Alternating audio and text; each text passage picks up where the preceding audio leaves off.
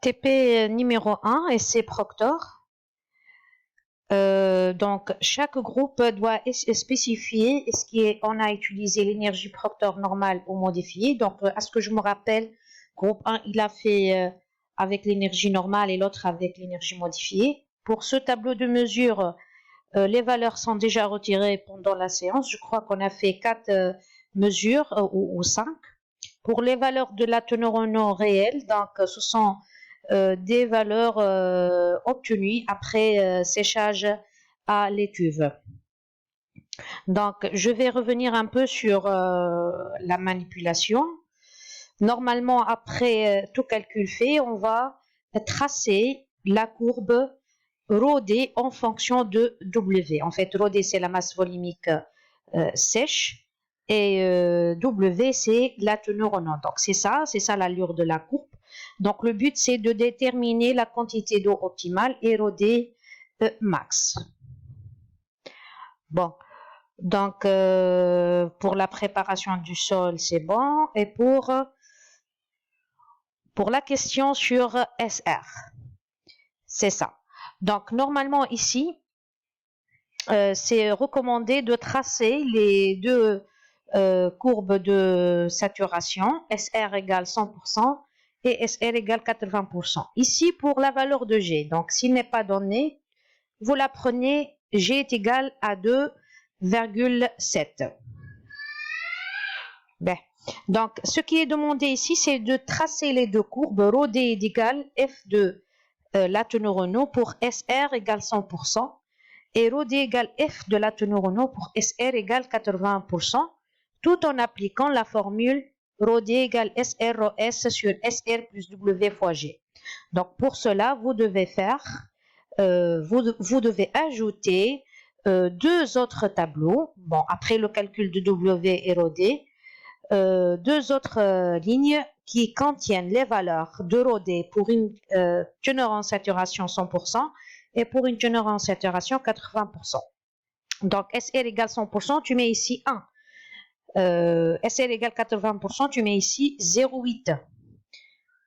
Pour la correction relative à la teneur en eau, en fait, normalement, on va peser la quantité de tout venant supérieure à 20 mm. Là, on a utilisé le tamis 20 et on a récupéré le sol qui a passé par le tamis 20. Donc, qui n'a pas passé par le tamis 20. Donc, on doit peser cette quantité. Si elle vaut un pourcentage inférieur à 30%, donc, on doit faire une petite correction sur la valeur de la teneur en eau optimale. Donc, teneur en eau optimale doit être un peu corrigée par la formule suivante. Donc, en résumant, normalement, vous faites le traçage de la courbe ρD en fonction de W, tu trouves W optimal, ρD optimal, et pour notre cas, c'est le cas en fait, la quantité inférieure à la quantité du sol ayant diamètre 20, il est inférieur à 30%, donc on doit corriger la teneur en eau optimale par la formule W' égale W moins delta W. Donc delta W, est égal M fois W sur 100. En fait, M, c'est quoi M? M ici, on revient à la fiche de mesure, c'est la fraction 20 par D. Donc, normalement, on a utilisé 6 kg. Vous prenez M égale 500 grammes. Donc, 500 grammes, c'est la masse du sol pour 5 kg. Donc, 500 grammes qui sont, donc, c'est la valeur, voilà, c'est le pesé de l'échantillon supérieur à 30, supérieur à 20 mm. Donc, cette quantité, M, donc, c'est la proportion de la fraction 20D dans le matériau. Vous prenez M égale 500 grammes. Donc, tout calcul fait, delta W est égal 0,5 fois la teneur en eau, normalement, c'est la valeur optimale, sur 100. OK? Et puis, tu corriges ρD. Donc, ρD optimal va être ρ'D optimal par la valeur M que je vous ai donnée. Donc, je vais revenir un peu sur le cours. Donc, page 73. Donc, qu'est-ce qu'une courbe de saturation? En fait, ici, on a deux Vous voyez ici sur la figure 4 une courbe continue et une courbe discontinue. Donc, vous voyez ici que ce sont 4 graphiques ayant le même allure. Normalement, ici, c'est un groupe qui a travaillé avec une énergie moins faible que cette énergie-là. Donc, énergie Proctor normale, il est moins faible que l'énergie de Proctor modifiée. Au-delà ces valeurs, on ne peut pas avoir un seul compacté à une teneur en eau supérieure à cette asymptote. Donc, c'est pour cela ici qu'on trace les valeurs, la droite asymptotique que représente SR égale 100% et SR égale à 80%. Donc,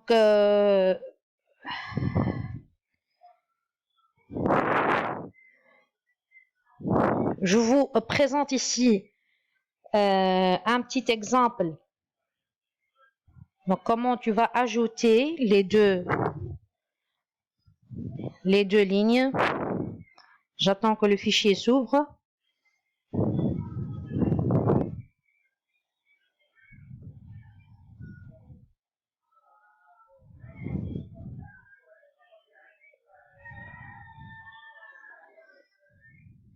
Très bien.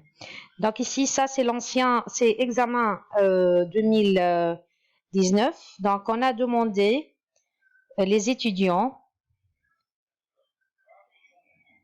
Donc c'est ça. Donc on les a donné les valeurs de teneur en air réel. Donc ça vous avez déjà calculé. On les a donné la masse volumique apparente. On les a demandé de calculer ρD. Ça c'est bien. Donc puis pour tracer SR, donc les droites asymptotiques, donc on applique la formule ρD est égale, pour les valeurs des teneurs en eau calculées, on va calculer ρD en appliquant la formule ρD est égal SR fois S sur SR plus W fois G. Donc, ne pas faire la correction, des valeurs de teneur en eau et ρD que pour la valeur optimale. Sinon, pour tracer les deux droites SR égale 80 et 100%, vous appliquez, vous faites les mêmes. Donc, vous mettez ici vos valeurs de teneur en eau et vous appliquez la formule que je vous ai démontrée. Donc, finalement, tu vas avoir votre courbe ici de Proctor et tu vas avoir deux droites qui représentent les valeurs asymptotiques pour SR égale 80% et 100%.